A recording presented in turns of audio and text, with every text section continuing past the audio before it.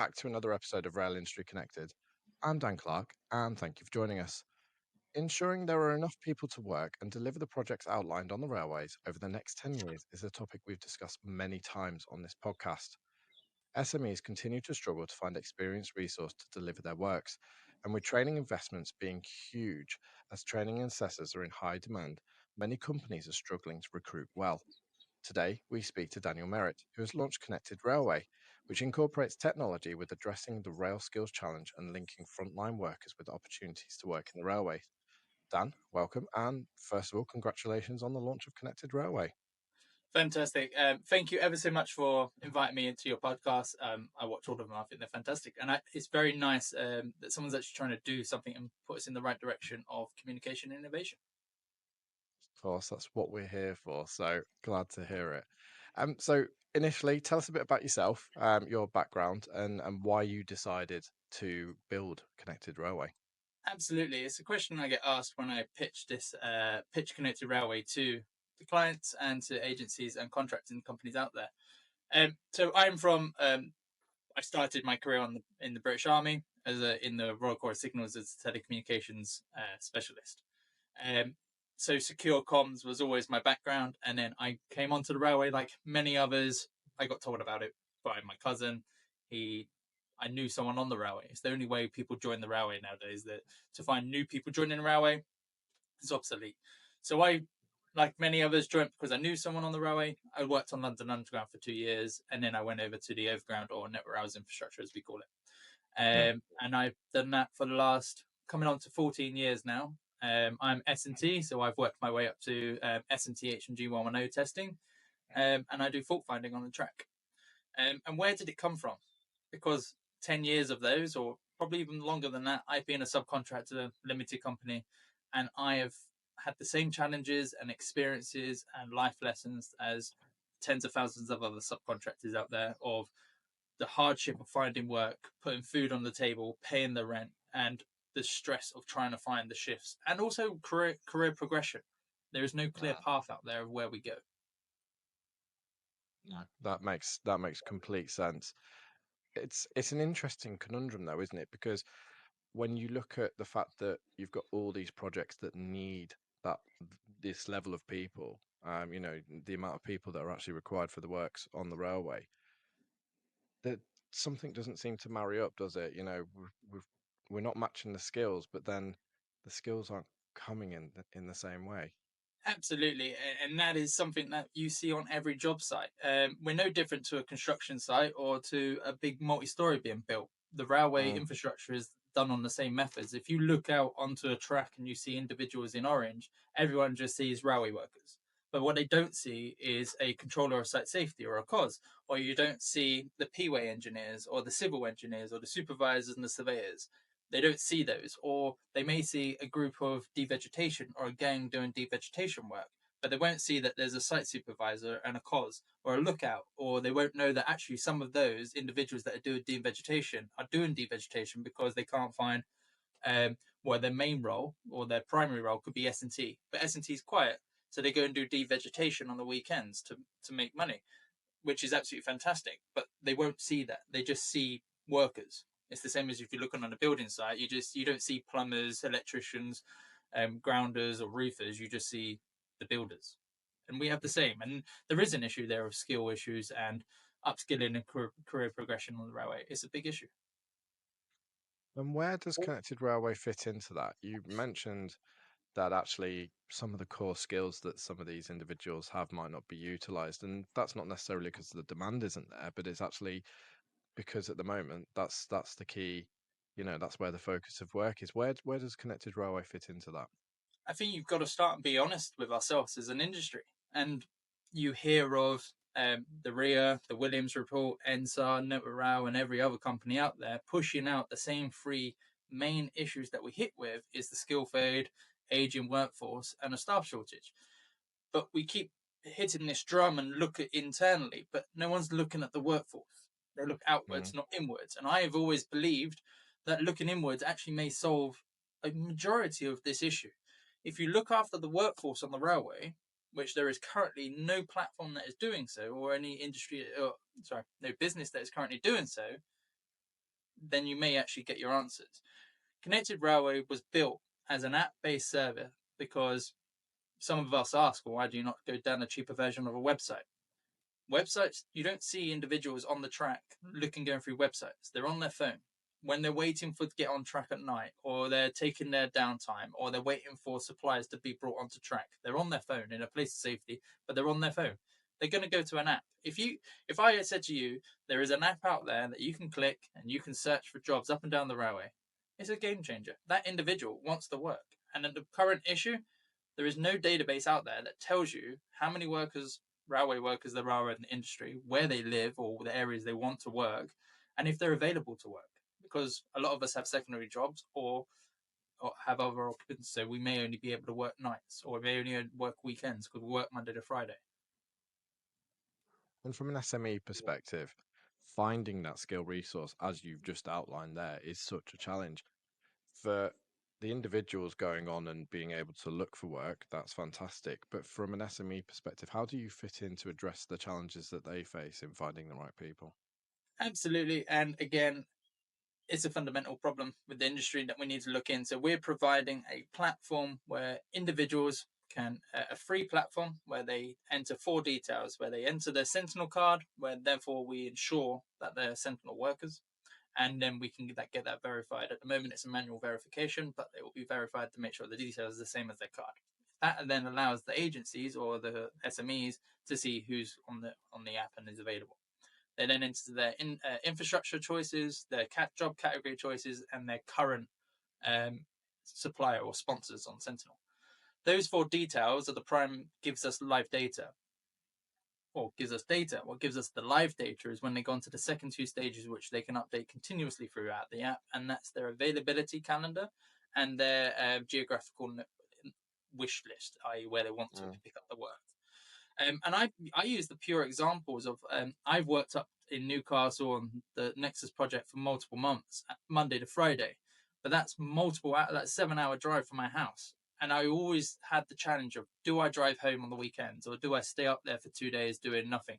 And after a couple of weeks, novelty wears off. But actually, I just want to work. I'm a subcontractor. I'm a contractor. Let me go to work. So if there was an app out there that I could find the availability work out there, so I could just go on an app, I can set my radius, and I can look for work on a Saturday night. I'm in my fatigue management because I'm only working 8 hours Monday to Friday, so I can do a Saturday night shift. But the issue that we have the issue we have in our industry currently is no one knows locations or again back on availability. So the companies the SMEs that are up north don't know where the workforce is down south or vice versa. And also, so I am S&T. There are S&T companies that are based in York that are looking for S&T or S&THs.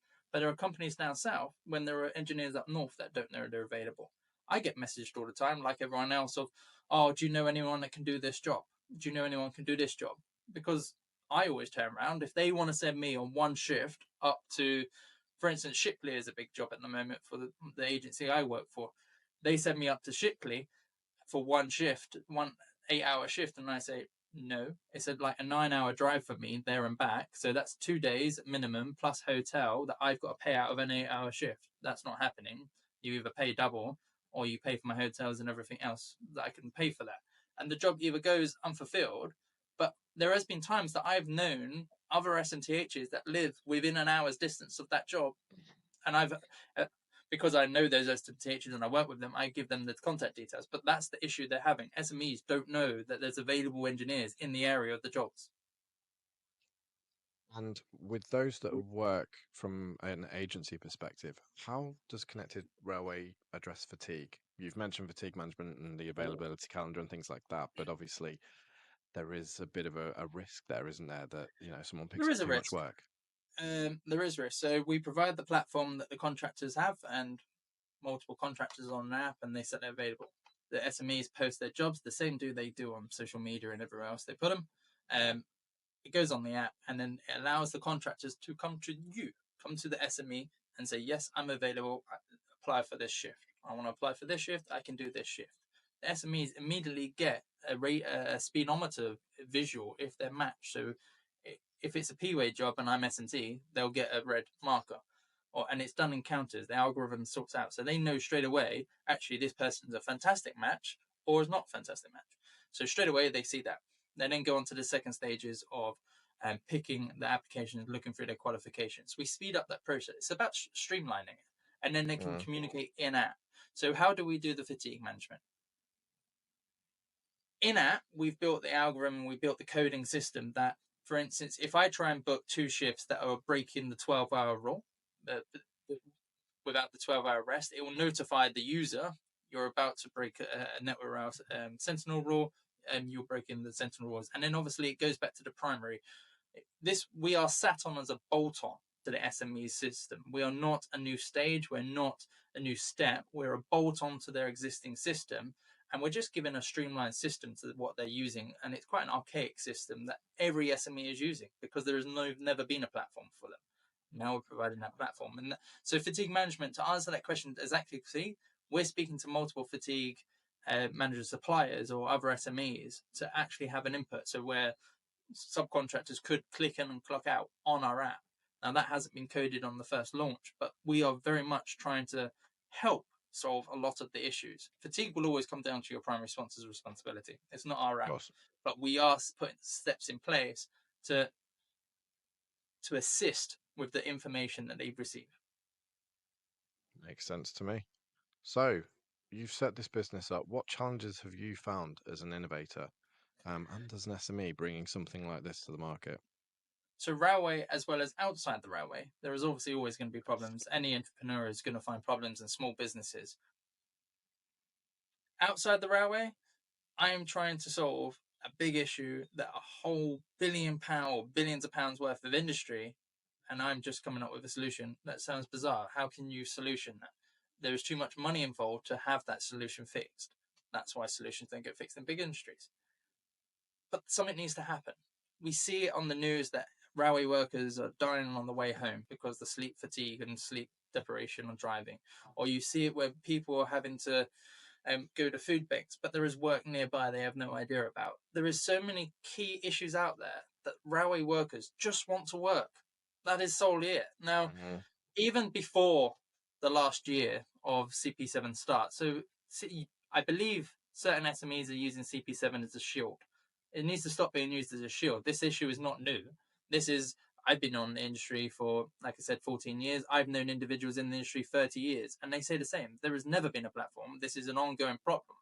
But like a lot of businesses, you need certain other steps in place before an initiative program is put in place. So Connected Railway, a mobile app, would never have been good 10 years ago. It's a useless item. But now we're in the tech world. It's 2025. We're in a tech world. The railway is shouting about innovation. They're talking about innovative new engines and how we can process this and that, and also like the geographical geo-netting for staff and for safety. It's all fantastic innovation, but it's all focusing on the structure and the infrastructure, not looking at the actual humans, the Mm-hmm. workforce. They're getting left behind. Now, so where have we found issues? I've got a massive I'm a contractor, I'm a subcontractor. What do you know about business? Well, I've had other businesses. Well, because I've had to have a secondary job while being a railway engineer.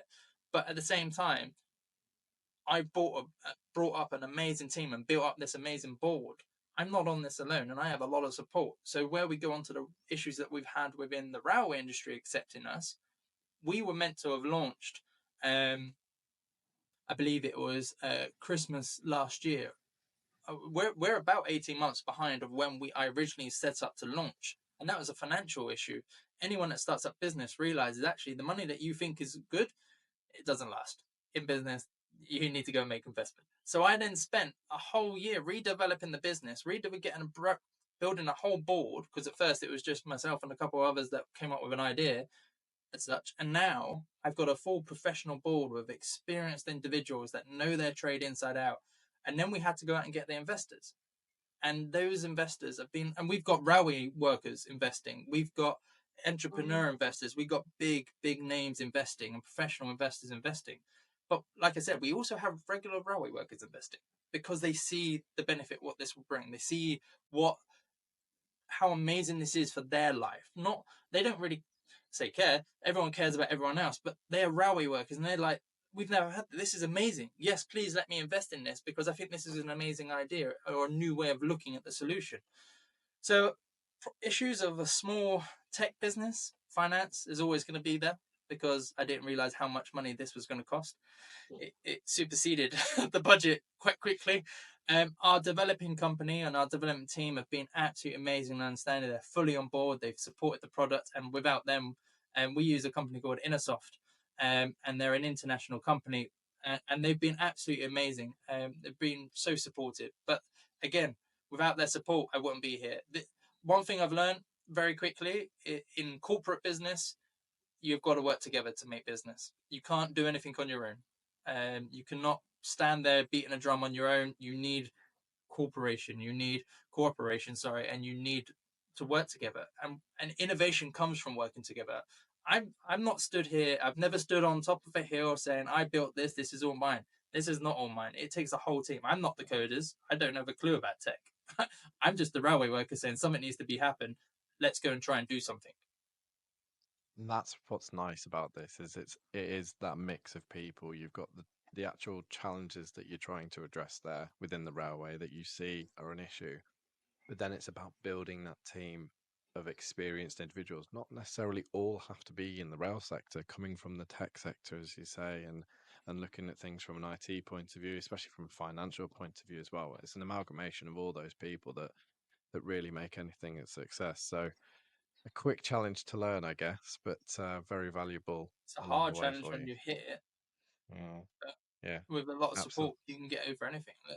You've got to be a fool, and if you're not honest with yourself, you'll fail. You, Mm. I do the social media for the company half the time. We had a marketing company, and they weren't doing what I wanted. It wasn't as good as, and it was bloody expensive.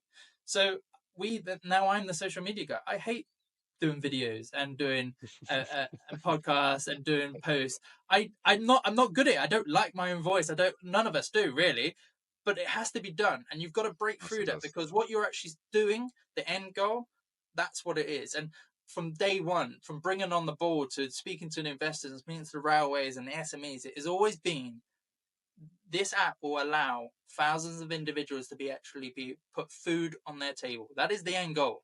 And at the same time, we're fixing actually this big issue that every industry is talking about. Putting food on the table, I just stand in front of the camera and talk. Well, I'm glad you said you didn't like doing this, but you're doing a very good job so far. And yeah, no, fantastic. What are your focuses now then? You've got everything set up, you're kind of ready to go. What's your focuses for the next few months? What's our focuses for the next few months? Well, today's the 1st of May that this is recording, but we are launching. Our app is already on the app stores. I'm completely buzzing and over and excited and thrilled that we've got our apps on both on the iOS and the apps Android stores because that Mm. alone is because it's not just a case of saying, "Hey, Apple, put our app up." It has to go through testing. It has to be completely verified by their whole, and it's up and it's pre-registered. You can pre-register it now on the App Store and on the Google Play Store, and that alone, and it happened on a Thursday and a Friday of the two different. It was amazing. It was great. But now our main goal is 1st of May. We launch on the 31st of May. Our very first model. Actually, it's a very heavy. If anyone, when you start tech, you bring out a very basic model and then you keep developing. We've actually got quite a heavy loaded app coming out then. But straight away we've already planned two other updates that are already being coded as we speak for middle of July and August. So we are continuously innovating. So what are we looking for the next 3 to 6 months into the autumn? Is innovation, innovation, posting out, and feedback. This is what I will say to the SMEs as well as the subcontractors and the training companies because we are a three-sided network. Connected Railway is not just about subcontractors and the resourcing companies. We are also doing training. So where we've got the upskilling and the skill issue within the industry, one of the key points I wanted to touch on is career progression is invisible in the railway. Unless you talk to people and ask questions, I always use then the example is when I first researched and did all the research of the different job categories inside the industry. OLE is a big one. I know OLE is quite a good paying job. I wouldn't know after 10 years on the railway who does the training for OLE Where do you even start? What agencies are doing, like, offering those type of jobs out or those shifts out? I don't even know where to start. And I've been in the industry 10 years. I do think it takes a good 6 to 7 years as a subcontractor to start realizing the industry and figuring it out. It does take a while. This is not, we know it, and we got to stop. And we got to stop pretending that this is an easy industry to get into. And I think NSAR's route into railway is a fantastic, they're doing a great job at it, but they're the only ones I can really see. And we're speaking to multiple SMEs, and they've got their own little programs that are doing fantastic. But as an industry, we need to do more about getting people on the railway. And we're not just saying, come and join railway and just do the very first level job on the railway. Like, we're telling you, come on, get upskilled. But there is no career progression visibility. So in-app, give all of that. And that is about it. It's about the user, it's about the workforce. You give the power to secure their own career, they'll use it. We're not redeveloping the wheel here. This has been done in other sectors. This is the nursing sector use it. The Uber Eats and Deliveroo, they all have their own app. The doctors have the healthcare is the biggest one that use this because they use adult staff a lot. We're not redeveloping the wheel. We're just bringing it to the railway. As you say, though, and as you've said earlier, there's groups like this on Facebook, and it feels a bit like there's a makeshift. That's been the makeshift solution so far. Why do you think this is a more effective use? Social media shouldn't be the place that you ask skilled engineers to go and find their daily shifts. Full stop. I work with the groups simply because I have to advertise in them, and I monitor them, and I've been monitoring them for over a year now. I find it quite sad, but unfortunately I have to do it for marketing reasons. But I monitor on a whole spreadsheet over 50 social media groups, mostly on Facebook, because that's where they all are. And the largest group is over 80,000 railway workers or users on Facebook, but majority of them are going to be, they're looking for work. And they're not just railway, they are PTS shifts, PTS work here, S&T contracts. They're all subject groups for the individuals. We all know they're here, and the industry, we know they're there. So we know what I'm talking about. And I follow this group, and every single one of them, bar maybe one or two, increase their monthly subscriptions. Then you got 80,000, you got 62,000 as of yesterday when I checked, because I'd update them monthly. You've got 30, 40, 50. They're all sat in high double-digit massive numbers. And okay, you get people in multiple of them, but you're not going to get people like me that are in over 50 groups. I do it for marketing purposes, but I follow all these groups and I can see their sizes. Some of these groups grow in hundreds of individuals monthly. If that doesn't tell you that a platform is required, I don't know what will. And that is like fundamental, the point of stop asking individuals to find their daily shifts on Facebook groups. It is social media. That was good 15, 20 years ago, not even 10 years ago, it shouldn't have been there. Tech, apps, that's the place to be. And I'm not saying there isn't a place for groups. There is community discussions, absolutely. But to look for daily shifts, that shouldn't be the place. Connected Railway, you launch later this month, as you just mentioned there. So anyone interested in, obviously, if you're an individual looking for work, the opportunity to register is available now if you download the app from the App Store and Google Play Store as well, if I'm right in saying so. How can SMEs get involved with you on this? Reach out to us. I'm the most open, friendly, talkative person. So reach out to us or reach out to my sales director, Anthony. You can reach us on LinkedIn, email, and Connected Railway. You can look at our website. We are everywhere. And I go to all the RIN shows. RIN, by the way, I just want to shout out to RIN. RIN are an amazing event. And Kevin and Antoinette and the rest of their team do an amazing job. And that's how we all met. And that's how the SMEs all meet. We have a fantastic group of SMEs that are all joining the app. We have them pre-registered. We have quite a few already, which is, the support has been fantastic. So how do SMEs reach out? Talk to me. Be open. Ask for a demo. I will come to your office and I'll show you exactly what we're doing. And the biggest issue is when you say, how can SMEs reach out?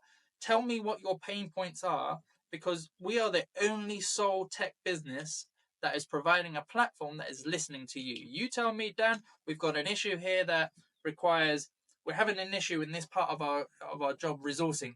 Can you just help it, or can you think of a way of coding that? Okay, I will go to my tech team and I will ask them. We've got this issue. Network Rail's come to us and said we've got an issue with XYZ. How do you think you could solve that issue? I've gone back to them 2 weeks later with a full demo, with a full spreadsheet, and showed them exactly what we can do to solve an issue that they've got. And they were over the moon at how quick we can turn that around. We have a dedicated team. Talk to us. We're here for you. We are here for the railway. On that note, Dan, I'll drop your email details at the bottom of this of the page where this will be. But thank you very much for joining us today. Thank you, and thank you for the invite. A company like the one that Daniel has just shown us there demonstrates the level of innovation that there actually is within the rail industry, and linking with other industries and seeing what can be done to improve the rail industry as a whole is essential. Something like this that will help bridge the skills gap and actually looking internally, as Dan says, rather than thinking how many more people we've got to bring in, being a bit more smart with the resource that we have available is really important. So it's really refreshing to see something like this coming to market and hopefully making a massive difference. Over the next few months, we'll be keeping an eye on Connected Railway and seeing how they're getting on. And obviously, if you would like to get in touch with them, we'll leave the details below as well. So, Daniel, thank you for joining us today and sharing your story so far. And thank you for joining us for another episode of Rail Industry Connected. You can view past and future episodes of Rail Industry Connected on YouTube or listen to them on your way into work on Spotify. And of course, you can connect with other rail businesses and the industry on railindustryconnect.co.uk. Thank you and see you next time.